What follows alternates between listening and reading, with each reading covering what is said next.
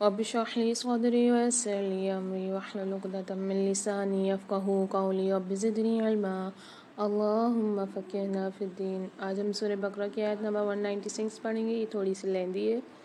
بسم اللہ الرحمن الرحیم وَأَتِمُّوا الْحَجَّ وَالْعُمْرَةَ لِلَّهِ وَإِنْ أُحْصِرْتُمْ فَمَا اسْتَيْسَرَ مِنَ الْهَدْيِ وَلَا تَحْلِقُوا رُءُوسَكُمْ حَتَّى يَبْلُغَ الْهَدْيُ مَحِلَّهُ فَمَن كَانَ مِنكُم مَّرِيضًا أَوْ بِهِ أَذًى مِّن رَّأْسِهِ فَفِدْيَةٌ مِّن صِيَامٍ أَوْ صَدَقَةٍ أَوْ نُسُكٍ فَإِذَا أَمِنتُمْ فَمَن تَمَتَّعَ بِالْعُمْرَةِ إِلَى الْحَجِّ فَمَا اسْتَيْسَرَ مِنَ الْهَدْيِ فمن لم يجد فصيام 3 أيام في الحج و7 إذا رجعتم تلك 10 كاملة ذلك لمن لم يكن أهله حاضر المسجد الحرام واتقوا الله واعلموا أن الله شديد العقاب۔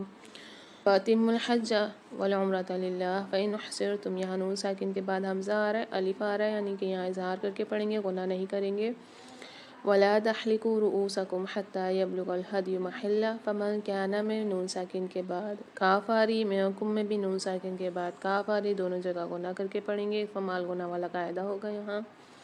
مریضاً او بہ، یہاں پر بھی ضاد پر 2 زبر ہیں، 2 زبر کی تنوین کے بعد الف آ رہا ہے، تو یہاں اظہار ہلکی والا قاعدہ ہوگا، غنہ نہیں کریں گے، اظہار کر کے پڑھیں گے۔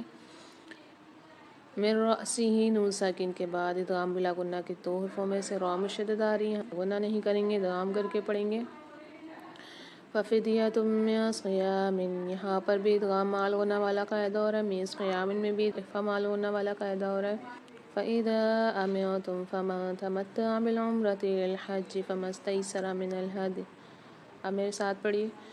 وَأَتِمُّوا الْحَجَّ وَالْعُمْرَةَ لِلَّهِ فَإِنْ أُحْصِرْتُمْ فَمَا اسْتَيْسَرَ مِنَ الْهَدْيِ وَلَا تَحْلِقُوا رُءُوسَكُمْ حَتَّى يَبْلُغَ الْهَدْيُ مَحِلَّهُ فمن كان منكم مريضا أو به أذى من رأسه ففدية من صيام أو صدقة أو نسك فإذا أمنتم فمن تمتع بالعمرة إلى الحج فما استيسر من الهدي فمن لم يجد فصيام 3 أيام في الحج 7 إذا رجعتم تلك 10 كاملة ذلك لمن لم يكن أهله حاضر المسجد الحرام واتقوا الله واعلموا ان اللہ شدید العقاب۔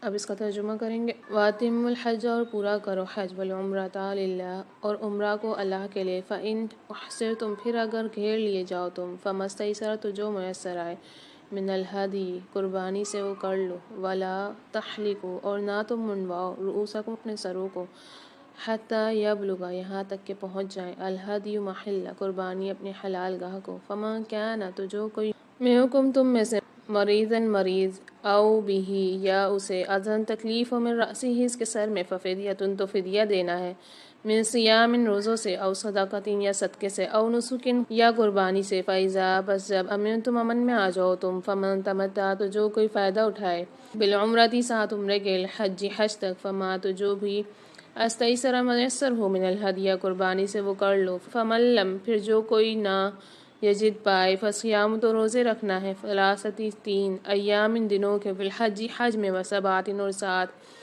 اذا رجعتم، جب لوٹو تم، تلک 10، یہ 10 ہیں، کاملۃ، پورے، ذالک لمن، یہ اس کے لیے جو، لم یکن اہلہ، نہ ہو اس کے اہل خانہ، حاضری، پس پاس رہنے والے، المسجد الحرام، مسجد حرام کے، واتقوا، اور ڈرو اللہ، اللہ سے، وَاعْلَمُوا، اور جان لو، ان اللہ، بے شک اللہ، شدید العقاب، سخت سزا دینے والا ہے۔ اب اس کی تفسیر کریں گے۔ تو پیاری صالحات، حج اور عمرہ اللہ کے لیے پورا کرو۔ آیت میں رکاوٹ، قربانی، فدیہ، روزے اور تقوی کے احکامات بیان ہوئے ہیں۔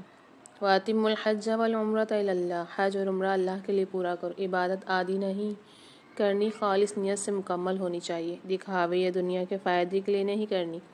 جیسے کوئی کام شروع کریں تو اسے ذمہ داری سے مکمل کریں، ویسے ہی عبادت بھی ادھوری نہ چھوڑیں۔ جیسے سورہ زمر کی آیت ہے، آیت نمبر 2، اللہ کے لیے دین کو خالص کرو۔ فَإِنْ أُحْصِرْتُمْ فَمَا اسْتَيْسَرَ مِنَ الْهَدْيِ، اگر رک جاؤ تو جو میسر ہو قربانی دو۔ اللہ بندے کی مجبوری سمجھتا ہے، آسانی دیتا ہے۔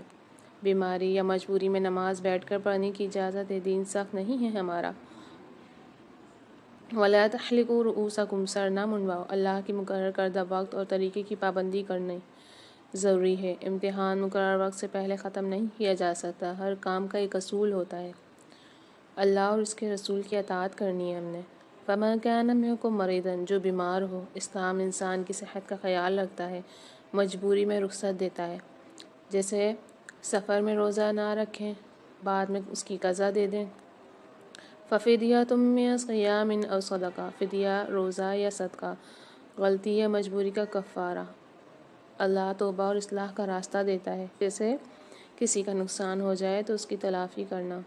وَاتَّقُوا اللَّهَ، اللہ سے ڈرتے رہو۔ اصل مقصد اعمال نہیں بلکہ دل کا تقویٰ ہے، اکیلے میں بھی گناہ سے بچنا ہے، یہی حقیقی تقویٰ ہے۔ اللہ کے نزدیک سب سے عزت والا وہ ہے جو زیادہ متقی ہے۔